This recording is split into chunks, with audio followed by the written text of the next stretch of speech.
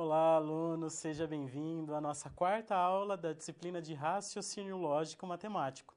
Eu sou o professor Marcelo Silva de Jesus e nesta aula você irá aprender conceitos relacionados a conjuntos. E assim eu convido você a darmos início a esta aula. Acompanhe comigo no quadro. Então já lanço o seguinte questionamento. Por que estudar conjuntos, de modo mais específico, os conjuntos numéricos? É claro que ao longo desta nossa aula, nós vamos falar dos conjuntos de um modo geral, mas de um modo específico também dos conjuntos numéricos. É importante que você perceba que nós lidamos com os conjuntos numéricos, as suas relações e as operações que envolvem os números em diferentes momentos das nossas vidas. Desde situações simples como comprar pão, até situações mais complexas, como analisar o balanço financeiro de uma empresa.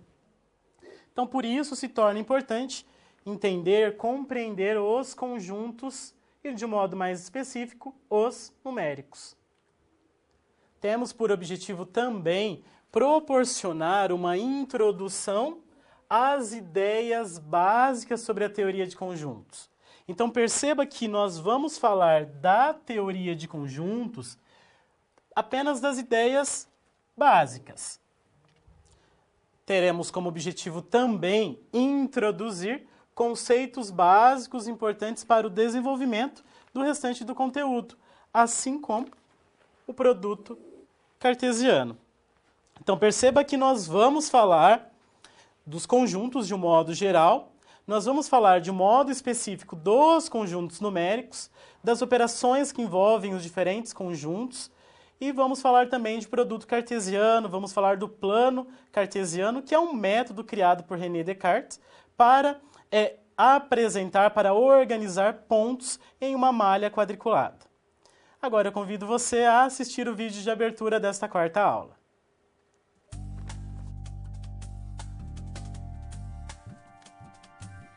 Olá, bem-vindo ao estudo de Raciocínio Lógico Matemático na nossa unidade 4 que começa agora.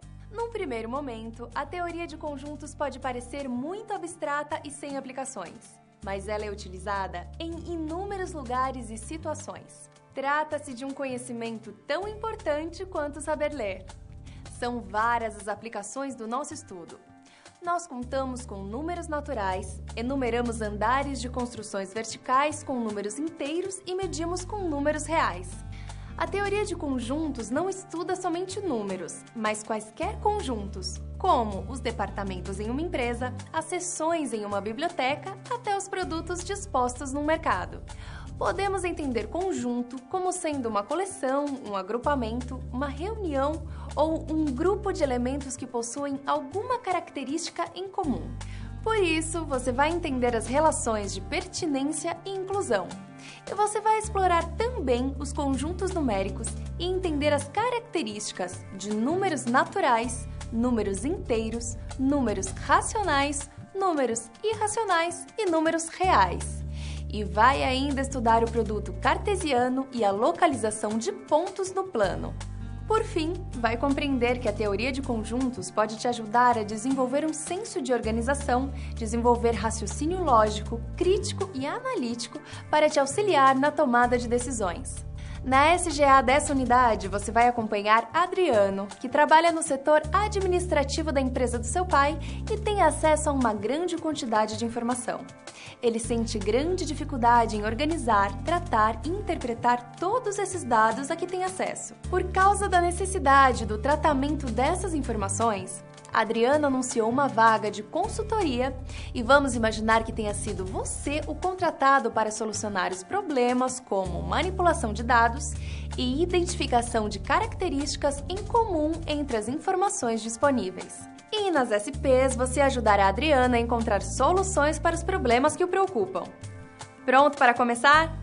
Então acesse o seu livro didático, as web-aulas e também o material complementar. E lembre-se de consultar as pré-aulas e as pós-aulas de cada sessão. Eu fico por aqui. Bons estudos e até o final dessa unidade. Vamos falar agora dos conhecimentos prévios. Acompanhe comigo no quadro. Então, entre os conhecimentos prévios, nós temos o conceito intuitivo de conjunto. Então é importante que você entenda conjunto como sendo qualquer reunião de elementos que possui alguma característica em comum. Então, qualquer grupo de elementos que possuam alguma característica em comum pode ser considerada um conjunto. Veja alguns exemplos. Conjunto de todos os alunos de uma sala. Qual a característica em comum? Serem alunos da sala. Outro exemplo. Conjunto de todas as casas de um quarteirão. Conjunto dos números pares. Conjunto de grupos de animais. Então perceba que a ideia intuitiva, que o conceito intuitivo de conjunto é um grupo, uma reunião de elementos que possuam alguma característica em comum. E é essa característica que determina se um elemento pertence ou se o elemento não pertence ao conjunto. É importante também que você entenda a diferença entre infinito e finito. Finito, então, é quando você tem um conjunto limitado de elementos. Quando é possível contar todos os elementos do conjunto, determinar a quantidade exata. Tem um fim. Enquanto que um conjunto infinito é aquele que não possui fim, é ilimitado. Um exemplo de conjunto finito são as letras do alfabeto. Então perceba que eu consigo determinar quais são todas as letras do alfabeto. Se eu consigo determinar, se é possível essa determinação, então eu tenho um conjunto finito, uma quantidade limitada de elementos. Eu sei que começa no A, eu sei que termina no Z. Tem um começo e tem um fim. Então o conjunto ele é finito. Agora um exemplo de conjunto infinito. Vamos pensar nos números inteiros maiores do que zero. Então conjunto formado por todos os números inteiros maiores do que zero. Será que possui um fim? Então, maiores do que zero em inteiros são o 1, 2, 3, 4, 5. Eu posso contar indefinidamente. Esse conjunto ele não tem um fim. Eu não consigo determinar qual é o maior número inteiro maior do que zero. Por isso ele é um conjunto infinito.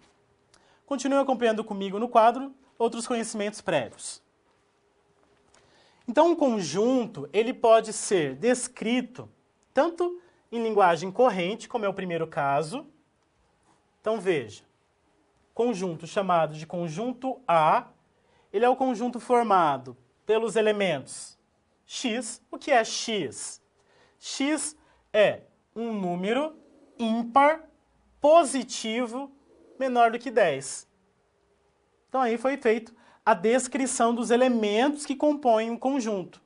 Então o conjunto A será formado por todos os elementos, por todos os números ímpares positivos menores que 10. Vamos enumerar esses elementos. Então quais são os números ímpares positivos menores do que 10? Então esses elementos são 1, 3, 5, o 7 e o 9. Então perceba que eu posso tanto falar do conjunto apenas descrevendo a característica que os elementos possuem em comum, como eu também posso falar do conjunto enumerando, apresentando os seus elementos. E podemos também representar um conjunto utilizando o diagrama de Venn. Então, o diagrama de Venn, por meio de uma forma geométrica fechada, eu posso colocar os elementos que fazem parte do conjunto dentro dessa figura geométrica. E aí eu tenho o diagrama de Venn. Então, veja o conjunto A. Quais são os elementos que fazem parte do A? Número 1, número 3, 5, 7 e 9. Então, essas são as três formas de apresentar, de se falar em um conjunto. Então, reforçando, Por meio da linguagem corrente, da linguagem natural, nós podemos descrever a característica dos elementos, podemos enumerar os elementos, ou seja, explicitá-los, e podemos também fazer por meio do diagrama de Venn. Então, são 3 modos diferentes de apresentar os elementos de um determinado conjunto, de um conjunto qualquer. Agora, vamos conhecer a situação geradora de aprendizagem, aquela situação que irá nortear todo o nosso estudo. Acompanhe comigo no quadro. Então, encarregado do setor administrativo da empresa, de seu pai, Adriana é responsável por decidir sobre diversos assuntos. A empresa divulgou um edital de contratação de consultoria visando a solução de problemas relacionados à manipulação de dados através de programas específicos e a utilização de planilhas eletrônicas. Considere que você pleiteou a vaga e que foi selecionado para resolver os problemas que preocupam o Adriano diariamente. Então, vamos ajudá-lo. Então, essa é a nossa situação geradora de aprendizagem. Continuamos no âmbito empresarial para que você perceba como que esses conhecimentos matemáticos podem, de fato, contribuir com a sua formação profissional. E agora eu convido você a acompanhar a primeira situação problema.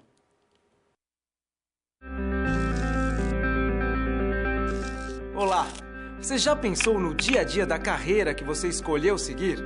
Bom, para ter uma ideia dos desafios da sua área, agora você vai procurar soluções para situações problema.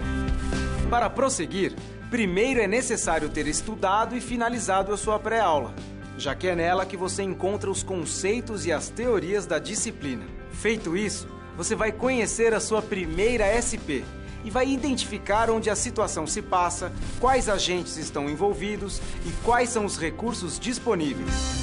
Com essas informações, você vai problematizar o contexto apresentado para então solucionar o desafio. Preparado para começar a SP1? Então, boa sorte e até mais!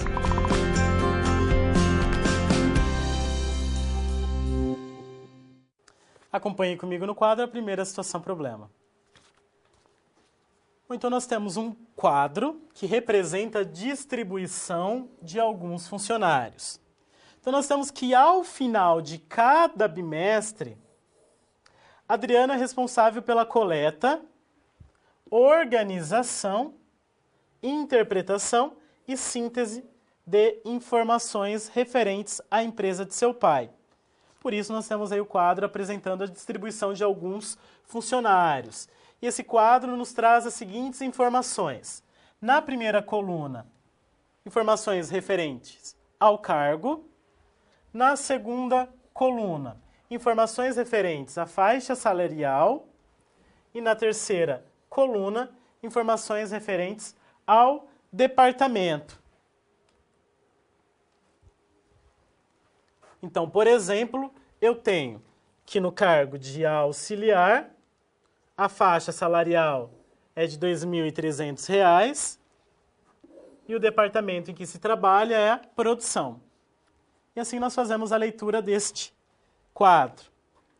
E Adriano precisa apresentar para os presentes na reunião a porcentagem de gasto com mão de obra por cargo e por departamento. Dessa necessidade, ele pediu a você que construa a estatística, que faça essa organização. Então, vamos construir os nossos conhecimentos relacionados à teoria de conjuntos, a ideia básica de conjuntos, para então ajudar Adriano a resolver essa primeira situação problema. E eu convido você a acompanhar comigo no quadro. Então, vamos tratar do conjunto A, nosso primeiro conjunto A, dos números naturais menores do que 5. Então veja que neste primeiro momento eu apresento a você um conjunto apenas por meio da descrição dos elementos que compõem esse conjunto. Então eu digo, um conjunto formado pelos números naturais menores do que 5. E é importante que com essa descrição você já consiga imaginar quais são esses elementos, apenas com a descrição. Então, o conjunto ele é formado por números naturais menores que 5. Quais são os números naturais menores do que 5? 4, 3, 2, 1 e 0. Esses são os elementos, são os números naturais menores do que 5. Então, veja, é importante que você, com a descrição dos elementos do conjunto, consiga apresentá-los, consiga explicitar quais são esses elementos. Acompanhe comigo no quadro novamente. Então, perceba que no conjunto B, nós temos os elementos sendo explicitados. Então, veja, o conjunto B ele é formado pelos elementos 0, 1, 2, 3 e o elemento 4. E o que nós podemos dizer sobre o conjunto A e o conjunto B, comparando os dois? Perceba que os dois conjuntos possuem os mesmos elementos. Então, aqui já tem um conceito importante de igualdade de conjuntos. Então, dois conjuntos são ditos iguais quando eles possuem exatamente os mesmos elementos. E aí independe da ordem que esses elementos estão dispostos ou se os elementos se repetem, mas se eles possuem os mesmos elementos, então você pode garantir que os conjuntos são iguais. Agora vamos falar do conjunto vazio. O conjunto vazio é aquele conjunto que não possui elementos. Acompanhe comigo no quadro. Como nós podemos representar o conjunto vazio? Nós, então, indicaremos o conjunto vazio utilizando a seguinte notação matemática. O círculo com um traço na transversal, ou nós simplesmente escrevemos as chaves, sem elemento dentro, apenas as chaves. Então, esses dois modos indicam conjunto vazio. Vamos pensar em um exemplo de conjunto vazio.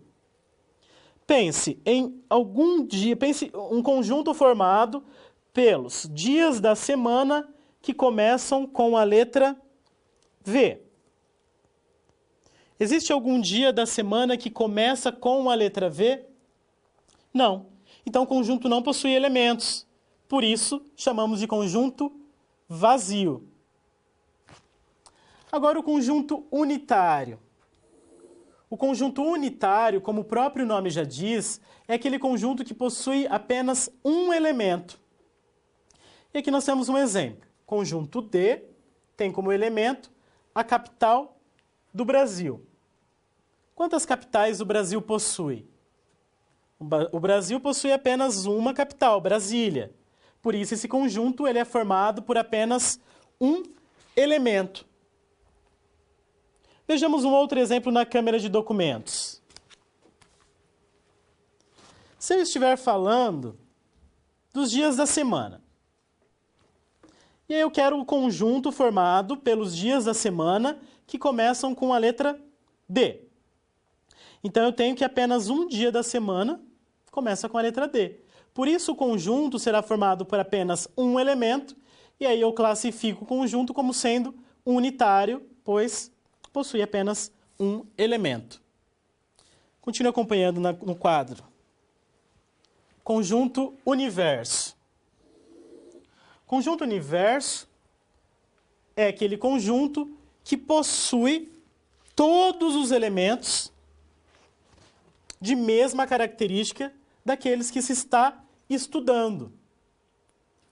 Então, se eu estiver falando, estiver como objeto de estudo a população do Brasil, então eu posso considerar o conjunto universo como sendo as pessoas que compõem o país, as pessoas que habitam. Então, a população do Brasil seria o nosso conjunto universo. Então, reforçando, igualdade entre conjuntos.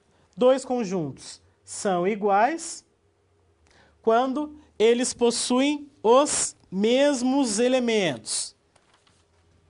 Então, conjuntos iguais são conjuntos que possuem os mesmos elementos, independente da ordem que esses elementos estão dispostos e se os elementos se repetem. Bom, conjunto vazio. Conjunto vazio é aquele conjunto que não possui elementos. Conjunto unitário. Conjunto unitário é o conjunto que possui apenas um elemento. Como, por exemplo, conjunto formado pelos dias da semana que começam com a letra D. Só tem um dia, então apenas um elemento. Conjunto universo. Conjunto universo é aquele que possui todos os elementos da qual se está estudando. Então, se eu estou estudando o conjunto dos números reais, lá em matemática, então eu tenho que o conjunto dos reais é o conjunto universo. Agora vamos falar a respeito de subconjunto. Acompanhe comigo no quadro. Então, nós dizemos que A, ele é subconjunto de B, ou seja, um conjunto é subconjunto de outro, C e somente C. E veja que aqui nós temos já o uso da lógica, que nós vimos na aula 3. Então, A é subconjunto de B, C e somente C, todos os elementos de A pertencerem a B. Ou seja, o A faz parte de B, é como se o A estivesse dentro do conjunto B. E aí nós dizemos que ele é um subconjunto. Vejamos um exemplo numérico. Considere o conjunto A igual a 1, 2 e 3. Então, o conjunto A possui os elementos 1, 2 e 3. O conjunto B possui os elementos 0, 1, 2, 3 e 4. Perceba que os elementos de A, todos os elementos de A, estão no conjunto B. Então, 1, 2 e 3, que são os elementos de A, estão em B também, todos eles. Por isso que eu posso dizer que o A é um subconjunto de B. E nós denotamos isso utilizando o seguinte símbolo. Um C. Então, A está contido em B. Nós utilizamos aí a letra C um pouco achatada para representar que o A está contido em B. Então, um conjunto ele é subconjunto de outro quando todos os elementos de um pertencerem ao outro. Então, nós falamos de alguns conjuntos, da classificação de alguns conjuntos, falamos de subconjunto. Vamos agora ajudar a Adriana a resolver a primeira situação problema. Acompanhe comigo. Então, o Adriano pode, solicitando ao funcionário, primeiramente, apresentar os dados organizados em uma planilha eletrônica. Então, esse é o primeiro passo, organizar aquela mesma tabela em uma planilha eletrônica, apresentando tanto o cargo quanto a faixa salarial e o departamento. Lembre-se que o Adriano precisa apresentar para os presentes na reunião a porcentagem de gasto com mão de obra por cargo e por departamento. Por isso, o que nós vamos fazer? Nós vamos, primeiramente, organizar esses dados por cargo. Então, veja. Primeiramente, a organização por cargo.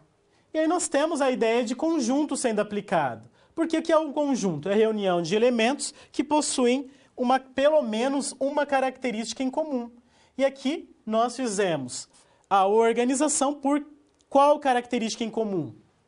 A característica do cargo. Então, primeiro, aprendiz. Segunda parte, auxiliar. E depois, o cargo de chefe. Então, foi feita essa organização, de modo que nós possamos identificar facilmente que o gasto com o cargo de aprendiz é de R$3.000. Cada um recebe 1.500, como são 2, então o gasto é de R$3.000. E podemos facilmente também determinar o gasto com o cargo de auxiliar. Então, com o cargo de auxiliar são gastos R$ 6.900. E com o cargo de chefe, R$ 6.800. E aí conclui-se facilmente desse modo que o total gasto em cada cargo, então, novamente, aprendiz R$ 3.000, auxiliar R$ 6.900, chefe R$ 6.800. E aí fazendo uma comparação com o total de gastos, então perceba que o total de gastos é de R$ 16.700. Agora nós precisamos apresentar a porcentagem. Qual o percentual de gasto com o cargo de aprendiz? Qual o percentual de gasto com o cargo de auxiliar? E com o cargo de chefe? Então, o modo de determinar essas porcentagens pode ser fazendo a seguinte divisão. Considerando a parte dividido pelo todo e multiplicando o resultado por 100%. Poderíamos também aplicar aqui a regra de 3, mas é mais prática essa divisão. Então, veja, quero saber qual é o percentual gasto com o cargo de aprendiz. Então, o que foi gasto com aprendiz? R$ 3.000. Essa é a parte. O todo é o gasto total, R$ 16.700. Fazendo essa divisão, nós obteremos aproximadamente 0,18. E 0,18 vezes 100% nos dá 18%. E aí eu obtenho o percentual gasto com o cargo de aprendiz. E nós podemos efetuar o mesmo para os demais cargos. Cargo de auxiliar. Então, nós podemos dividir 6.900, que é o que foi gasto com auxiliar. Então, 6.900 dividido por 16.700, e o resultado vezes 100%, obteremos 41%. E, do mesmo modo, para o cargo de chefe. 6.800 dividido por 16.700, e aí o resultado vezes 100%, obteremos o 41%. Bom, podemos ainda organizar, devemos ainda organizar essas informações por departamento. Então veja que agora a terceira coluna, ela tem a característica em comum. Todos são do mesmo departamento. Então, departamento de pintura e o departamento de produção. E aí nós conseguimos também determinar facilmente a soma, né, o valor total da faixa salarial com o departamento de pintura. Então, com o departamento de pintura, o gasto total é de R$ 9.500. Basta somarmos todos os valores do departamento de pintura. E do mesmo modo, com o departamento de produção, somando os três valores, 3.400 mais 2.300 mais 1.500, obtemos o valor de 7.200. E assim como fizemos anteriormente, podemos determinar o percentual de gasto com cada um dos departamentos. Então, se o departamento de pintura tem um gasto de R$ 9.500 no total, então nós podemos dividir esse valor pelo gasto total de 16.700 e multiplicar por 100% para obter 57%. Com produção, podemos efetuar do mesmo modo. O gasto total com produção foi de R$ 7.200. R$ 7.200 podemos dividir pelo gasto total de 16.700, multiplicar o resultado por 100% e obter, então, que o percentual de gasto com produção é de 43%. Então, perceba que essas são algumas formas de organizar os dados que possuem características em comum. na nossa primeira situação, quais eram as características? O cargo, né, todos terem o mesmo cargo e depois todos fazerem parte do mesmo departamento. E assim, essa organização facilita tanto a apresentação das informações como a determinação, no caso do percentual de gasto com o cargo ou percentual de gasto com cada um dos departamentos. E assim nós resolvemos a primeira situação problema e eu convido você agora a acompanhar a segunda situação problema.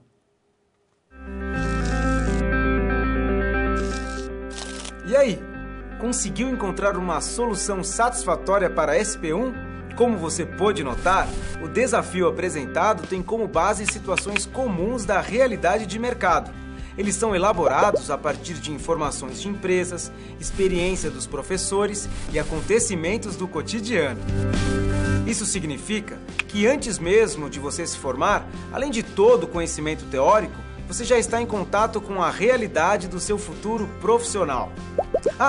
E caso surja alguma dúvida, acesse o fórum e envie a sua pergunta, ok? Confere agora a SP2.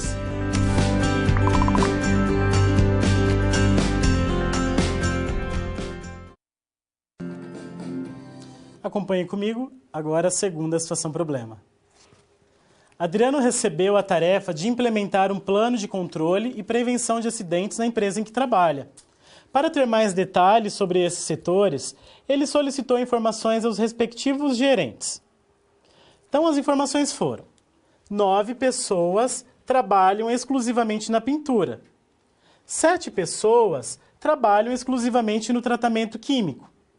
Ao todo, trabalham nas 2 seções 22 funcionários.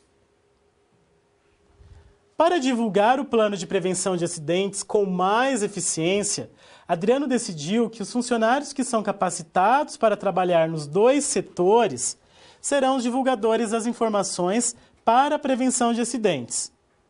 Como você determinaria a quantidade de funcionários que serão divulgadores do plano de controle e prevenção de acidentes? Então perceba que nós temos que os funcionários que são capacitados para trabalhar nos 2 setores serão os divulgadores das informações para a prevenção de acidentes. Então nós precisamos determinar a quantidade de pessoas que trabalham nos 2 setores ao mesmo tempo. E para isso, vamos tratar neste segundo momento das operações que envolvem os conjuntos. Vamos falar da operação de união, vamos falar da operação de intersecção e da operação de diferença. Acompanhe comigo no quadro. Então, dados os conjuntos A e B, a união de A e B é o conjunto formado pelos elementos que pertencem a A ou pertencem a B. Então, perceba que a notação que nós vamos utilizar para nos referirmos à união é o símbolo que parece com um U, símbolo entre as 2 letras. Então, nós lemos A união B. E a união B, então, indica um novo conjunto que é formado pela reunião, pelo reagrupamento dos elementos de A com os elementos de B. Então, nós temos o conjunto A, nós temos o conjunto B. A união de A com B é reunir, é agrupar os elementos tanto de A quanto de B. Você vai juntar os elementos, todos os elementos, tanto de A quanto de B, em um mesmo conjunto. Acompanhe comigo na câmera de documentos um exemplo.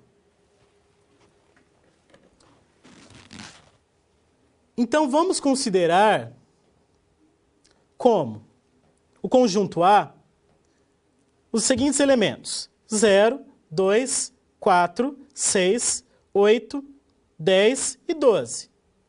São os múltiplos de 2 até o 12. O conjunto B é formado pelos elementos 0, 3, 6, 9 e 12. São os múltiplos de 3 também até o 12. A união, veja que eu indico a união por meio desse símbolo, parece com um U, um pouco mais aberto, como sendo o agrupamento de todos os elementos, tanto do A quanto do B. E não há necessidade de repetir. Então, por exemplo, o 0 é um elemento que faz parte do A e que faz parte do B. Então, não há necessidade de repetir. Eu posso colocar apenas uma vez. Então, o 0, o 2, que faz parte do A, o 3, que faz parte do B, o 4, que faz parte do A, o 6 faz parte tanto do A quanto do B, o 8, que faz parte apenas do A, o 9, que faz parte apenas do B, o 10, que faz parte apenas do A, e o 12, que faz parte dos dois conjuntos. Então, assim, nós determinamos a união entre dois conjuntos. Acompanhe comigo no quadro agora com relação à intersecção. Então, dados os conjuntos A e B,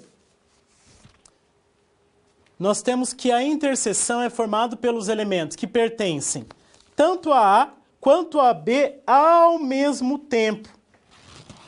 Então, a intersecção é um novo conjunto que será formado pelos elementos que fazem parte tanto do A quanto do B ao mesmo tempo. E nós vamos indicar a intersecção por meio desse U, ao contrário, entre os dois conjuntos. Então, A intersecção com B. Acompanhe comigo na câmera de documentos um exemplo. Então, vamos continuar usando o conjunto A e o conjunto B, tratados anteriormente para a união. A intersecção, então, é um novo conjunto formado por todos os elementos que estão ao mesmo tempo em A e estão ao mesmo tempo em B. Então, quais são os elementos que se repetem? Veja, o 0 aparece tanto no A quanto no B. O 6 e o 12. Então, esses são os elementos que aparecem nos dois conjuntos ao mesmo tempo. Por isso, eles farão parte do conjunto intersecção. Então, a intersecção B é formado por 0, 6 e 12. Agora, acompanhe comigo no quadro a operação de diferença. Então, dados os conjuntos A e B, a diferença de A e B é o conjunto formado pelos elementos que pertencem a A, mas que não pertencem a B. E nós vamos indicar a diferença utilizando o sinal de menos. Então, A menos B, quando eu estou tratando de conjuntos, quer dizer A diferença B. Então, eu vou determinar a diferença entre os dois conjuntos. Acompanhe comigo na câmera de documentos um exemplo. Então, agora a diferença. Os mesmos conjuntos. Conjunto A, formado por 0, 2, 4, 6, 8, 10 e 12. E o conjunto B, formado pelos elementos 0, 3, 6, 9 e 12. Agora o conjunto diferença. A menos B. Tome cuidado, pois A menos B é diferente, não é a mesma coisa que fazer B menos A. Então, A menos B. Eu devo considerar o conjunto A, pois ele é o primeiro. Então, meu conjunto referência é o conjunto A. E aí, do conjunto A, eu tenho que tirar os elementos que estão em B. Então, quais os elementos de B? O 0. Então, eu vou no conjunto A e tiro o 0. Não vou mais considerá-lo.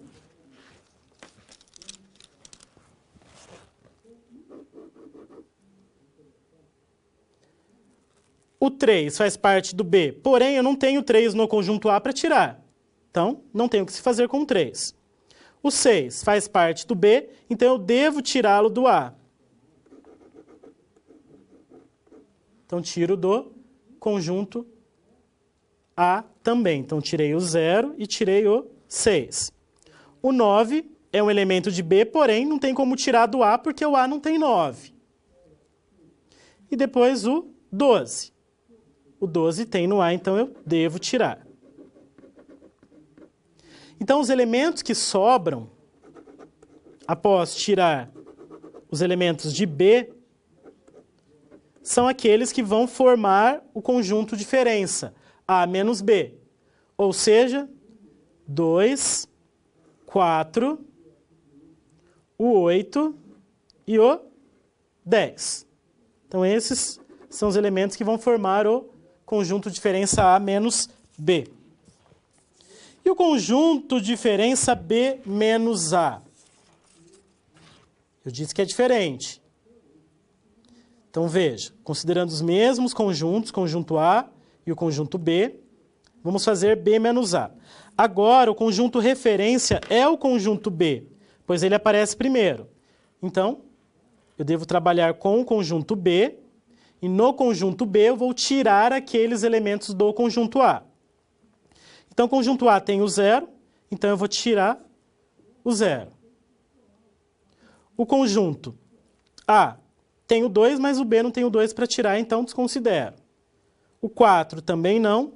O 6, então o conjunto A tem o 6, então eu devo tirar o 6 do conjunto B. O 8 tem no A, mas não tem no B. O 10 tem no A, porém não tem no B. E o 12 tem no A e tem no B. Então, eu vou tirar o 12 do conjunto B. O que sobra é o que forma o conjunto B menos A. Ou seja, sobrou o 3, sobrou o 9. Então, esses dois elementos aqui irão formar o novo conjunto diferença B menos o A. Bom, então, nós falamos das operações. Então, as operações que nós tratamos foram a união entre dois conjuntos. Então, determinar a união entre dois conjuntos é juntar os elementos. Só não há necessidade de repetir aqueles que já estão nos dois ao mesmo tempo. Mas você vai juntar todos os elementos, tanto do primeiro quanto do segundo, para determinar a união. A interseção entre dois conjuntos. A interseção entre dois conjuntos é um conjunto formado pelos elementos que estão no primeiro e no segundo ao mesmo tempo. Aqueles elementos que se repetem nos dois conjuntos. Então, você vai considerar para a intersecção apenas os elementos que estão nos dois ao mesmo tempo. Para determinar a diferença, então, A menos B. Você tem que considerar o conjunto A e do conjunto A excluir os elementos do conjunto B. E assim você determina a diferença. Vamos agora, então, resolver a segunda situação problema. Acompanhe comigo no quadro. O tempo de treinamento dos funcionários é de aproximadamente 7 horas. O valor da hora de trabalho de cada um é de R$ 22,00. E temos que o custo do serviço do técnico que realizará o treinamento é de R$ 1.200. Qual deve ser a estimativa do valor gasto com o treinamento dessas pessoas? Então, perceba que antes de resolver a situação problema proposta, a situação problema 2, vamos lançar já este novo questionamento que é com relação ao gasto com o treinamento das pessoas. Então, vejamos. 9 pessoas trabalham exclusivamente na pintura. 7 pessoas trabalham exclusivamente no tratamento químico. Ao todo, trabalham nas duas seções 22 funcionários. Veja como seria essa representação por meio do diagrama de Venn. Então, no diagrama de Venn, nós temos representado na elipse à esquerda, na figura à esquerda, as pessoas que trabalham exclusivamente na pintura, ou seja, 9. Isso à esquerda. À direita,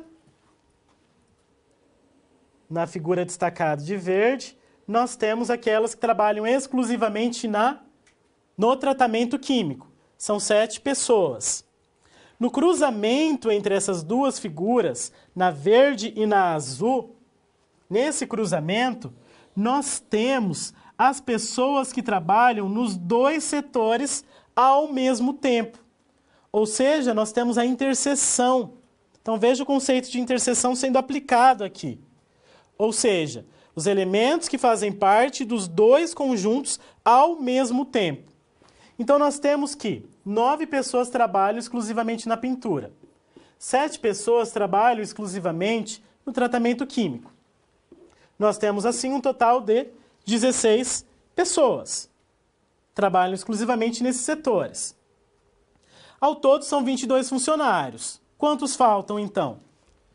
22 menos 16, então, sobram 6 funcionários. Então, 6 funcionários é que trabalham nos dois setores ao mesmo tempo. Sabendo agora a quantidade de funcionários que irão fazer o treinamento, podemos determinar o custo. Então, nós temos que 6 pessoas irão realizar o treinamento. O valor da hora de cada uma desses funcionários é de R$ 22,00. O treinamento terá duração de 7 horas. E o valor pago ao técnico será de R$ 1.200. E agora, como que determina o custo com o treinamento?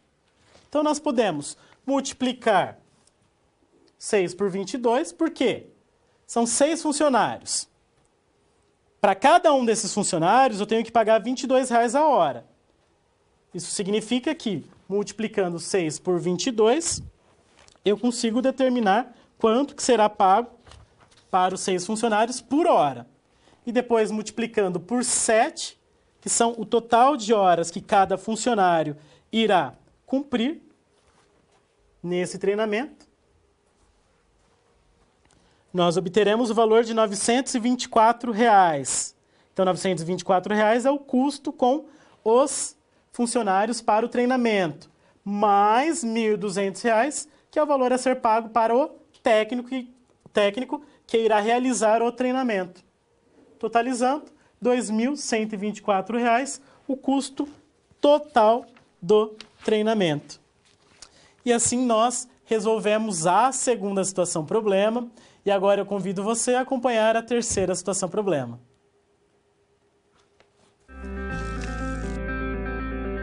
Bom, 2 SPs já foram finalizadas. Como você acha que está se saindo? Lembre-se de que para se dar bem é importante seguir as etapas, já que elas facilitam os seus estudos. Vamos revê-las? Primeiro, é necessário estudar a pré-aula para conhecer a teoria e os conceitos da disciplina. Em seguida, leia a SP com atenção para conhecer e interpretar a situação exposta. Feito isso, você deve levantar hipóteses sobre a situação problema, considerando os recursos disponíveis. E, por fim, você deve aplicar os conceitos estudados com foco em resolver a problematização. Combinado? Então, fique agora com a SP3. Até mais!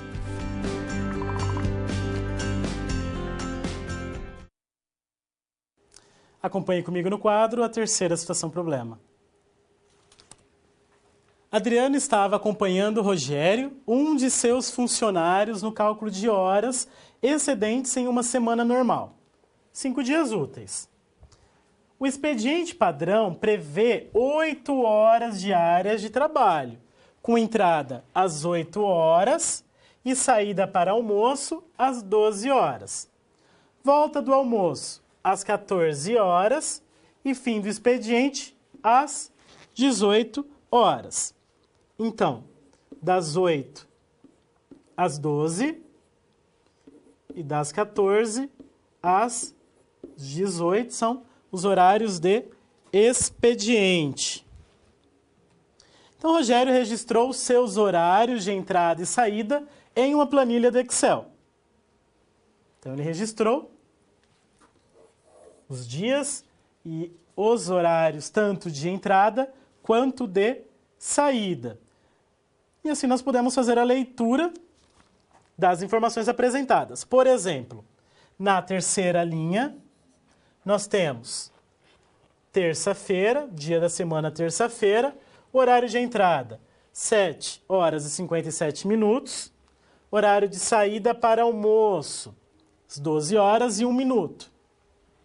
Depois do almoço, a entrada, 13 horas e 56 minutos. Saída, 18 horas, 2 minutos. Carga horária a cumprir, deveria cumprir 8 horas. Total do dia, ele cumpriu 8 horas e 10 minutos, o que gerou um excedente de 10 minutos. Então, assim, nós podemos fazer a leitura das informações apresentadas nesta planilha. E aí, a aplicação de algumas fórmulas foram determinadas.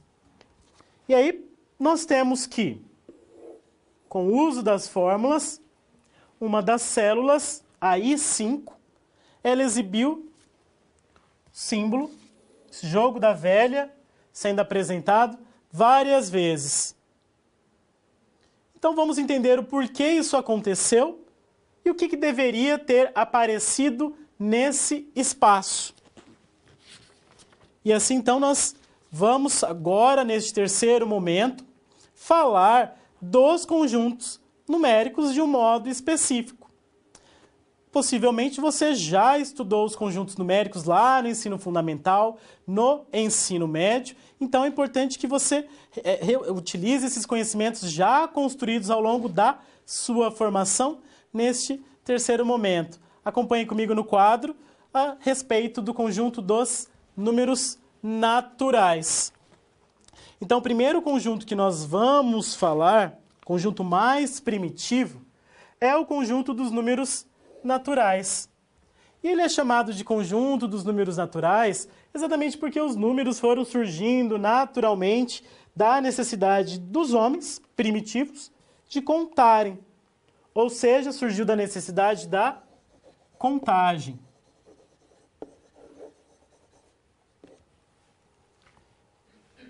E o conjunto dos números naturais, ele será representado pela letra N. Então, essa letra N maiúscula, quanto conjunto, irá se referir sempre ao conjunto dos números naturais. E os números que o compõem são 0, 1, 2, 3, 4, 5, 6 e assim se estendendo infinitamente. Veja aí o conceito de infinito. O conjunto dos números naturais, ele é infinito. Eu não consigo determinar um número maior, um número natural que seja maior do que todos os outros, pois é infinito, sempre tem um maior. Agora eu consigo determinar o menor. O menor número natural é o 0. E lembrando que alguns autores acabam não considerando o 0 como sendo natural. Isso por conta do próprio processo histórico de construção dos números naturais. Por terem surgido da necessidade da contagem, alguns autores acabam não considerando o 0 como algo que se conte. Mas, nesta aula, nessa nossa disciplina, nós vamos considerar o 0 como sendo um natural. Então, o conjunto dos naturais começa no 0, depois o 1, 2, 3, 4 e segue infinitamente. Continue acompanhando comigo no quadro considerações a respeito dos números naturais. Então, a primeira observação. A soma de dois números naturais é um número natural. O que isso significa? Significa que se você tomar dois números naturais e somá-los, o resultado vai ser um natural. Veja um exemplo. 15 mais 12. 15 é natural. 12 também é um número natural. 15 mais 12 é igual a 27. E 27 é um natural. Ou seja, somando dois números naturais, o resultado sempre vai ser um número natural. A multiplicação de dois números naturais também sempre vai dar um número natural. Vejamos um exemplo. 17 vezes 10. 17 é natural, o 10 também. 17 vezes 10 igual a 170, que também é o natural. A terceira observação.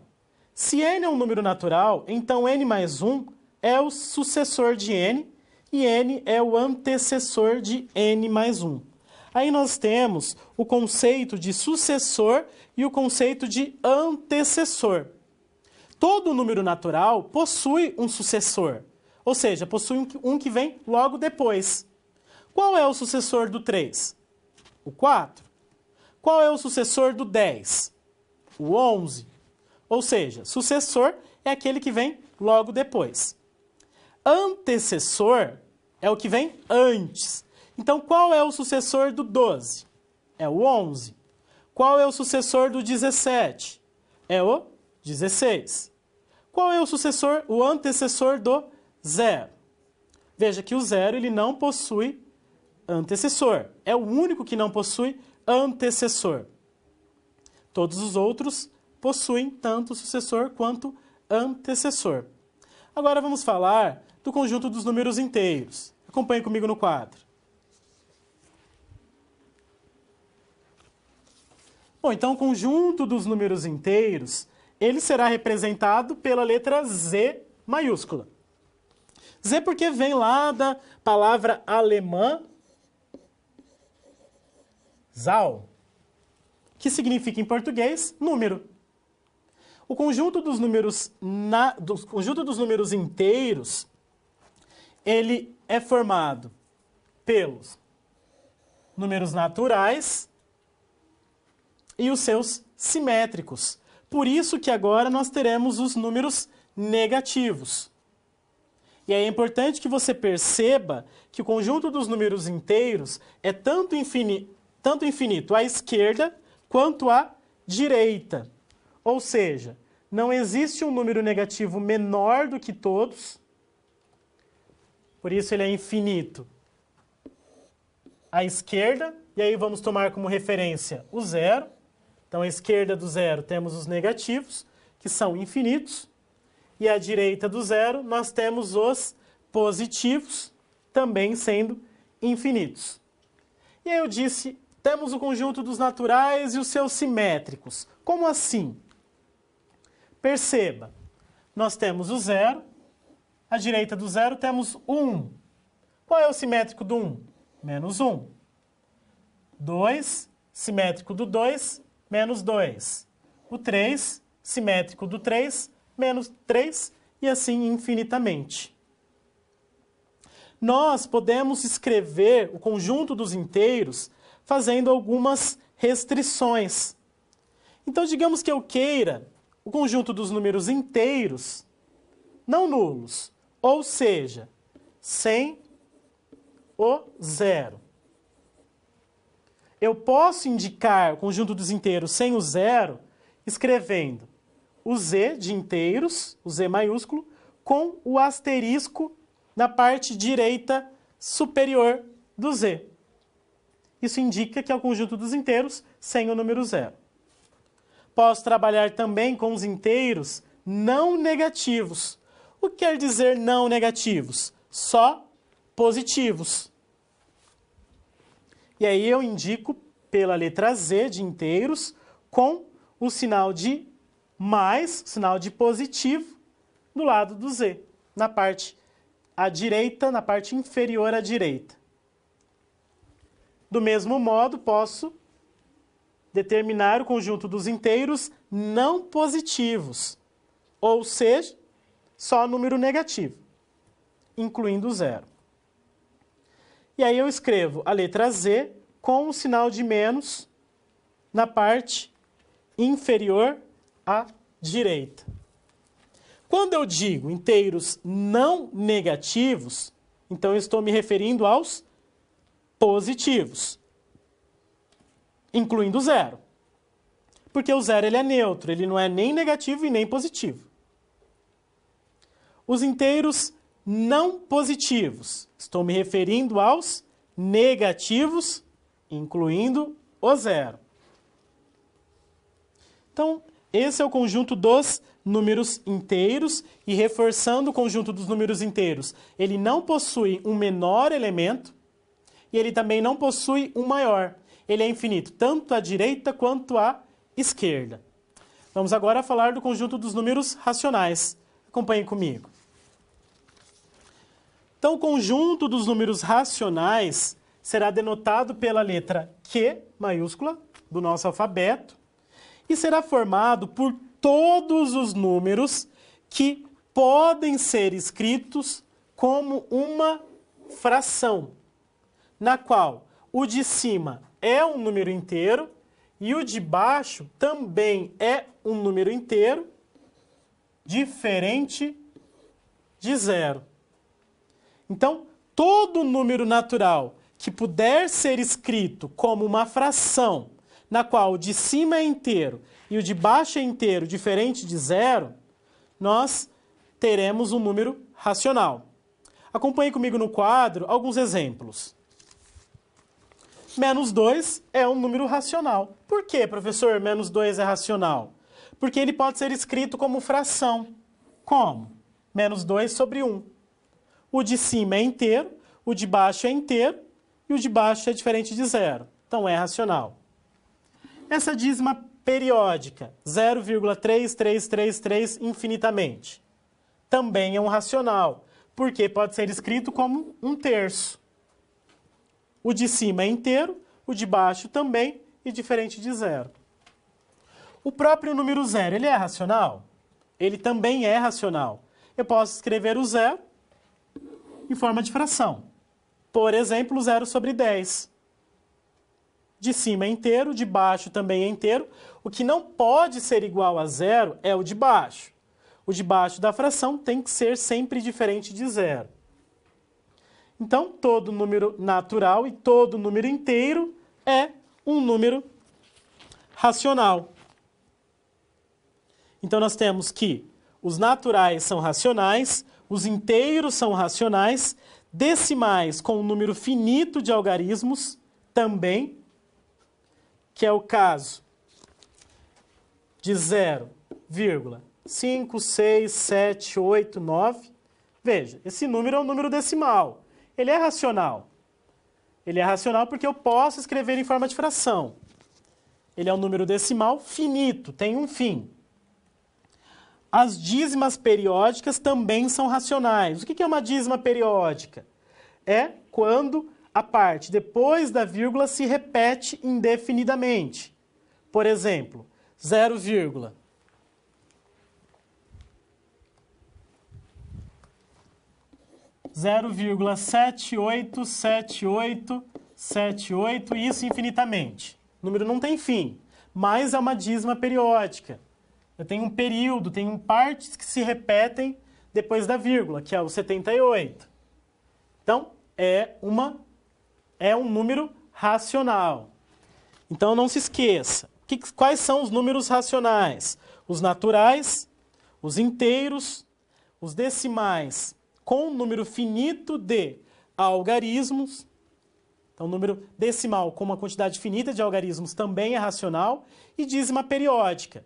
O que é a dízima periódica? É um número decimal na qual a parte que vai depois da vírgula se repete. Então, você tem períodos depois da vírgula que vão se repetindo.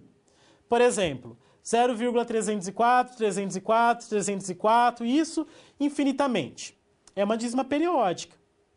Então, é um número racional. Agora, vamos falar do conjunto dos números irracionais. Acompanhe comigo. Bom, número irracional é um número cuja representação decimal tem infinitas casas, não periódicas depois da vírgula. Então, como exemplo, raiz de 2. Não tem um período definido. O número irracional não é um número racional. Então, eu posso dizer que um número irracional é aquele que não é racional. Simplesmente assim. Então, o que é um número irracional? É aquele que não é racional. É aquele que não pode ser escrito como uma fração, na qual o de cima é um número inteiro e o de baixo também é um inteiro, diferente de 0. Bom, vamos agora resolver a terceira situação problema. Acompanhe comigo. Vamos fazer os cálculos manualmente em busca de erros. Então, nós temos que na célula 5, a fórmula introduzida foi H5 menos G5. E aí nós temos que o dado da célula G5 foi inserido manualmente e o valor da célula H5 foi calculado com outra fórmula. Os demais dados dessa linha foram manualmente inseridos. Então, houve uma fórmula para inserir os dados. alguns dados foram inseridos manualmente. Então, conferindo o valor da célula H5, o que foi feito foi o seguinte cálculo. F5 menos E5, mais o valor apresentado na célula C5 menos B5. Fazendo as substituições dos horários, dos valores de cada uma dessas células, nós chegamos no valor 7 horas e 10 minutos. Agora, o cálculo das horas de trabalho excedentes foi determinado pelo seguinte cálculo. 8 horas menos 10 horas e 7 horas e 10 minutos. Perceba que, neste caso, o resultado, foi negativo. Por isso que a célula foi preenchida pelo jogo da velha. Porque o valor apresentado foi negativo. Era esse o valor que deveria ser apresentado. Essa foi a quantidade excedente. Então, o total excedente da semana acaba sendo determinado pela soma da última coluna. Então, foram excedidos 8 minutos na segunda-feira, 10 minutos na terça, 11 minutos na quarta, 50 minutos negativo na quinta e 13 minutos na sexta. Então, veja que a quantidade negativa vai compensar. E aí, deste modo, a quantidade excedente ficou negativa em 8 minutos. E assim nós resolvemos a terceira situação problema, percebendo que a célula ficou preenchida pelo sustenido, pelo jogo da velha, por conta de ser um valor negativo. E agora vamos então conhecer a quarta situação problema. Quando você faz uso de todo o material didático, você passa a conhecer as teorias e os conceitos da disciplina de forma mais completa. Só assim as SPs que servem de exercícios práticos que te preparam para o mercado de trabalho terão efeito na sua carreira. Ou seja, seguindo as etapas, você está adquirindo experiência profissional antes mesmo de terminar o seu curso. E se durante a sua leitura algum ponto de interrogação surgir, não se preocupe. Envie sua dúvida no fórum, ok? Fique agora com a SP4. Boa sorte!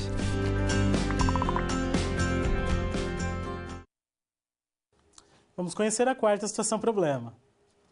A empresa em que Adriano trabalha produz determinada peça usinada que, para ficar pronta, passa por diversos processos em toda a cadeia de produção. Um de seus clientes fez um pedido de 3.000 unidades dessa peça, usinada para 25 dias.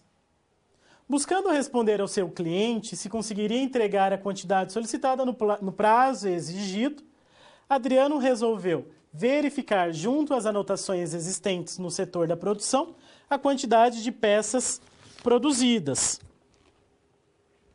Então, nós temos a seguinte tabela. Primeira coluna apresentando o dia e a segunda o total produzido, o total acumulado. O que isso significa? Significa que no quarto dia está inclusa a quantidade produzida até o terceiro. No sexto dia está inclusa a quantidade produzida até o quinto dia. No 11º dia está inclusa a quantidade produzida até o 10º dia. Então, perceba que em cada linha está anotada a produção acumulada nos dias anteriores. Agora a questão. No 25º dia, a sua empresa dará conta de entregar o pedido de 3.000 unidades da peça solicitada? Vamos então à construção dos nossos conhecimentos. Vamos começar falando do plano cartesiano. Então, o plano cartesiano, ele é formado por uma região geométrica plana, cortada por duas retas perpendiculares entre si. Veja, então, a reta horizontal e uma reta perpendicular a essa horizontal formando assim o plano cartesiano. O ângulo entre essas retas é um ângulo de 90 graus. Isso quer dizer os perpendiculares entre si. Formam um ângulo de 90 graus. Então, as retas perpendiculares formam ângulos de 90 graus entre si. E assim nós temos formado o plano cartesiano. As retas dividem o plano em 4 regiões chamadas quadrantes. Veja esses quadrantes. Então, novamente, as retas perpendiculares, formando 4 quadrantes. Primeiro quadrante, segundo, terceiro e o quarto quadrante.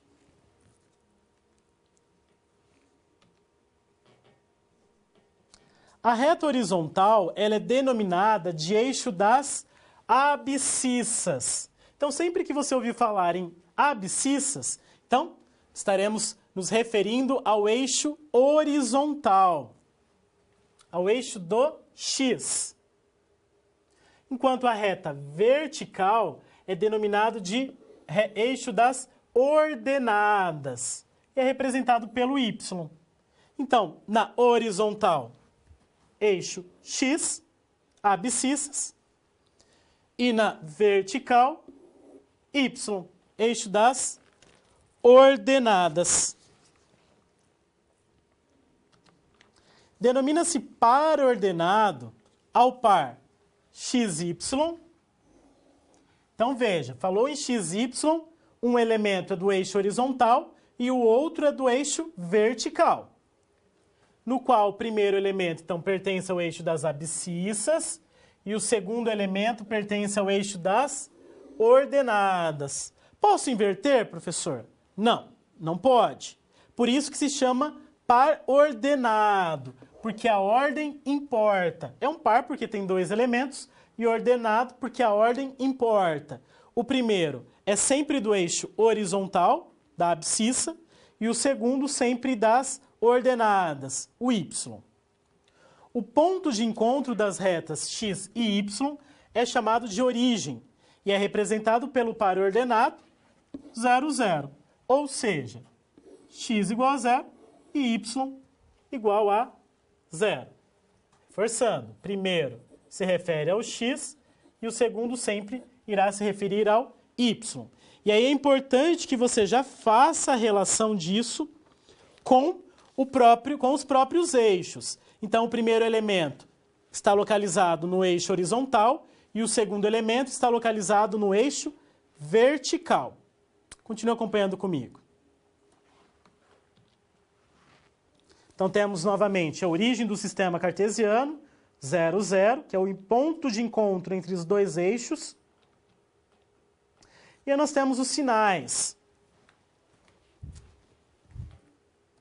No primeiro quadrante, nós teremos valores positivos tanto para o X quanto para o Y. Então, o X e o Y no primeiro quadrante são sempre positivos, os dois.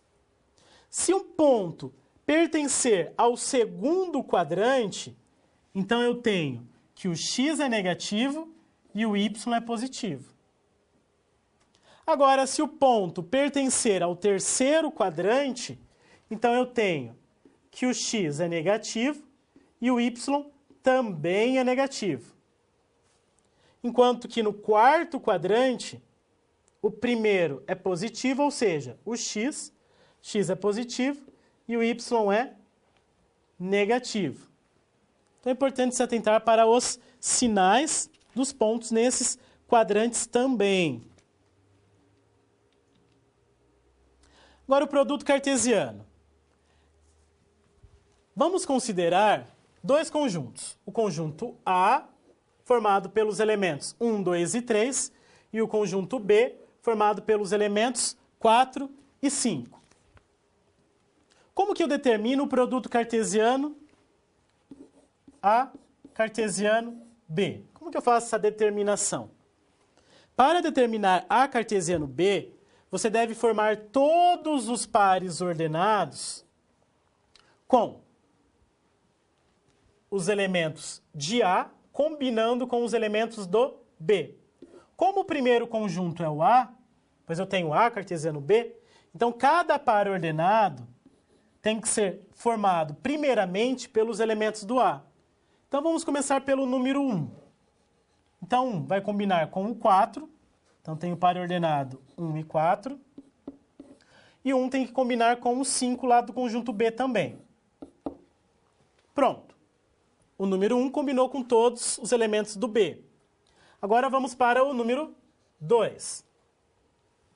O 2 tem que combinar com todos os elementos do B. Então, 2 com o 4 e 2 com o 5. E agora fazemos o mesmo com o 3. 3 com o 4 e 3 com o 5. E assim formamos o produto cartesiano do conjunto A e o conjunto B. Esse é o A cartesiano B. Está descrito aqui embaixo. Mas se eu quiser o produto cartesiano B cartesiano A, o contrário, é importante que você perceba que é diferente. Então, B cartesiano A, agora os pares ordenados serão formados primeiramente pelos elementos do B. Então, vamos começar com o 4. 4 irá combinar com o 1, 4 irá combinar com o 2 e o 4 irá combinar com o 3. Agora a vez do 5, do conjunto B. 5 irá combinar com o 1, 5 com o 2 e 5 com o 3. E assim eu tenho o produto cartesiano B cartesiano A. Cada par do produto cartesiano é representado por um ponto no plano cartesiano. E aí perceba, por isso que é importante que você perceba que o primeiro elemento de um par ordenado você deve localizar no eixo X e o segundo elemento no eixo Y. Então vejamos um exemplo. Vamos marcar o ponto 1 e 4. Par ordenado 1 e 4. Então 1 eu localizo no X e o 4 eu localizo no Y. Então localizando 1 no eixo horizontal e localizando o 4 no eixo vertical. O cruzamento entre esses dois valores é que irá determinar o nosso ponto, nosso par ordenado. E assim eu construo os pontos utilizando o produto cartesiano. Bom, com base nesses conhecimentos, vamos agora resolver a quarta situação problema. Observando a tabela inicial, é possível verificar que, dividindo o total produzido acumulado pelo dia, nós obteremos sempre o mesmo valor.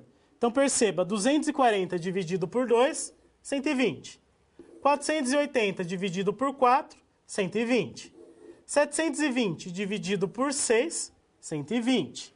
1.320 dividido por 11 também é 120. Então, nós podemos utilizar essa relação para verificar se no 25º dia teremos uma produção acumulada de 3.000 peças. Então, veja que nós podemos relacionar os valores da primeira coluna com os da segunda coluna, na qual a divisão que eu mostrei anteriormente sempre resulta em 120. Então, basta determinar o valor B relacionado ao valor A igual a 25. Então, perceba, novamente na tabela anterior, que se eu multiplicar o dia por 120, eu obtenho o valor acumulado. 6 vezes 120, 720. 4 vezes 120, 480. 2 vezes 120, 240. Então, deste modo, para determinar o 25º dia, eu posso multiplicar o 25 por 120. E veja que o valor dá exatamente o 3.000. Então, é possível afirmar que a entrega do pedido de 3.000 peças poderá ser realizado daqui a 25 dias. E assim nós resolvemos a quarta situação problema, e eu convido você agora a novas situações.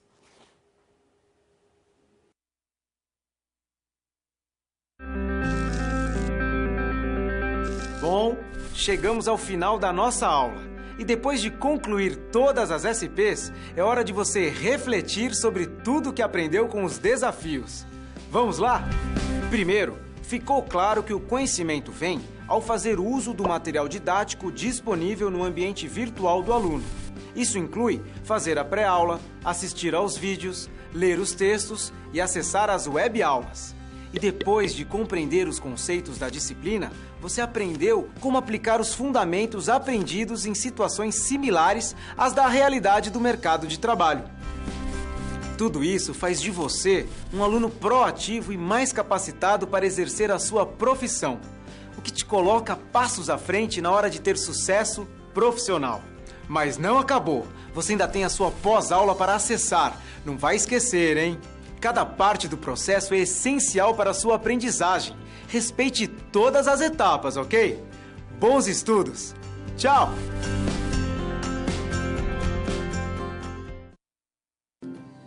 Acompanhe comigo agora novas situações. Então, descreva um conjunto que seja finito, seja infinito, tenha somente um elemento, ou seja, unitário, e seja vazio. Então, vejamos. Um exemplo de conjunto finito. Os números inteiros maiores que 10. Então, números inteiros maiores que 10. É um conjunto. Corrigindo, esse é um conjunto infinito. Então, o primeiro aqui dado foi o exemplo de conjunto infinito.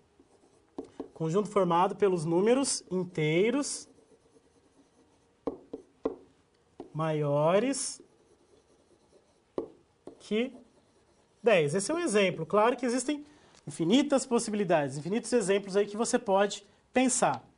Um exemplo de conjunto finito. Um exemplo de conjunto finito, os dias da semana. Tem uma quantidade limitada de dias.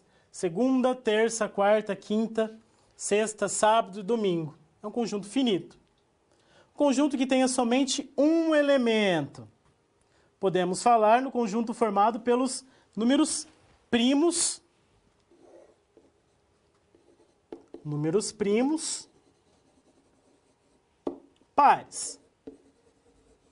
O único número primo par é o 2. Ou seja, um conjunto que possui apenas um elemento. É unitário. E um exemplo de conjunto vazio, dia da semana que começa com a inicial P. Não tem nenhum dia da semana que comece com a letra P. Então é um conjunto vazio. E assim resolvemos essas novas situações. E agora eu convido você a encaminhar as suas dúvidas.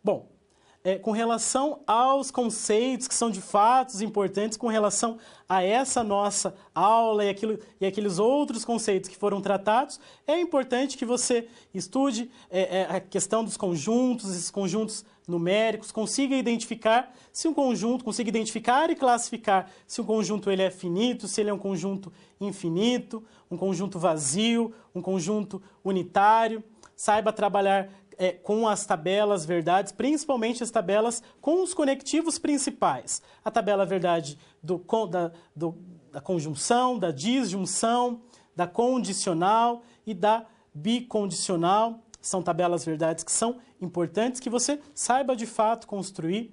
É importante também que você estude, revise os conceitos relacionados a logaritmo, a potência.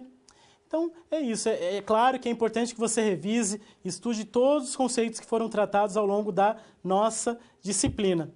E agora eu agradeço a sua participação e um forte abraço.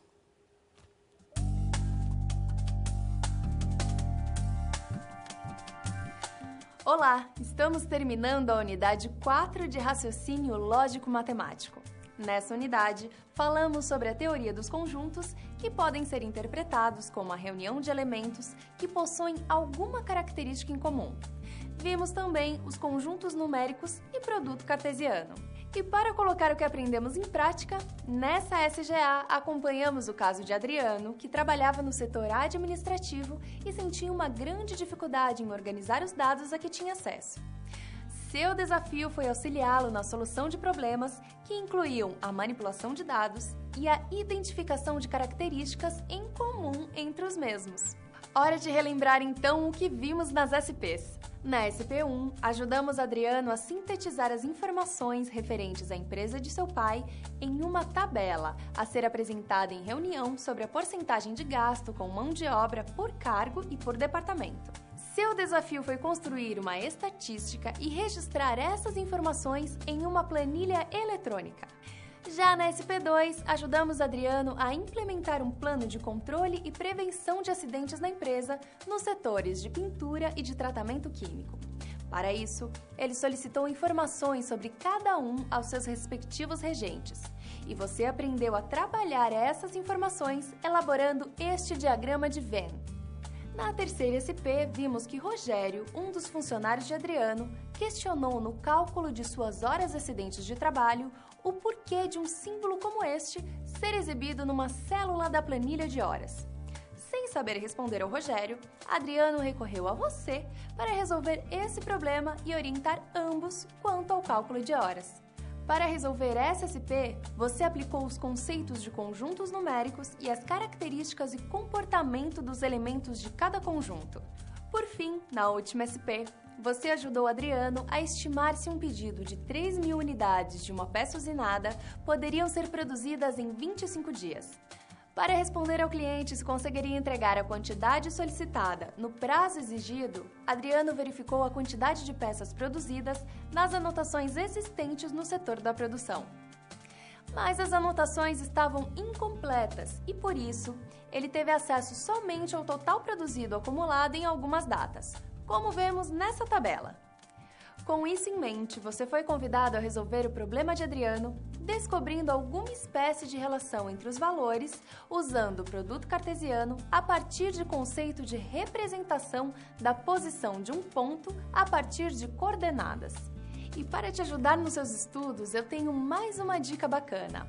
O livro A História da Matemática, de Anne Rooney, procura traçar uma jornada desde os habitantes das cavernas até os matemáticos do início do século XXI, mostrando conquistas da humanidade. Essa unidade se encerra aqui. Consulte sempre seu livro didático, veja as web-aulas, o material complementar e responda sempre aos questionários das pré- e pós-aulas. Bons estudos e até a próxima!